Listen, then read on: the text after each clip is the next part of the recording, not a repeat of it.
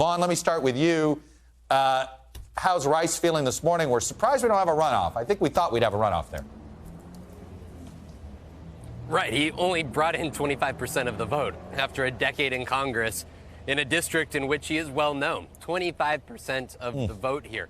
You know, I think it's, Chuck, we've been for 7 years now trying to figure out, and Republican lawmakers have been trying to figure out just how sharp that barbed wire fence that they try to walk on is, and how far they can step away from Donald Trump to the point that voters ultimately revolt against them.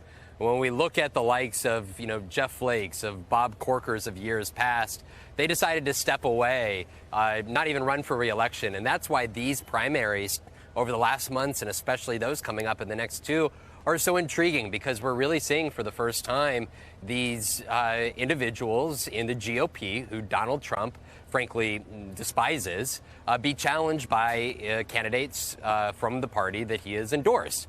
And we saw what happened to Tom Rice, only 25% of support. But that's where Nancy Mace is sort of this intriguing figure. She spoke out so loudly, talking with you 11 days after the insurrection, coming on Meet the Press and talking about how she was going to be the new voice for a rebuilt Republican Party. But then suddenly she went silent this last year and ultimately stopped criticizing Donald Trump and, if anything, started praising again the years of his administration. And I think that's where it hits at the Nancy Mace and these Republicans. To what extent are they able to sort of softly embrace while also trying to stick to somewhat of who they are? Take a listen when I was asking her last night after her win what this says about her future in this party, Trump's Republican Party today.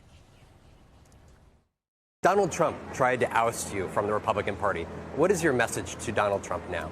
My message is the same to him as it is to anybody else on either side of the aisle. I am more willing to work with anyone who's willing to work with me. Full stop. What role will you play in the Republican Party going forward? I'm going to play as much of a role as I can, as I have so far.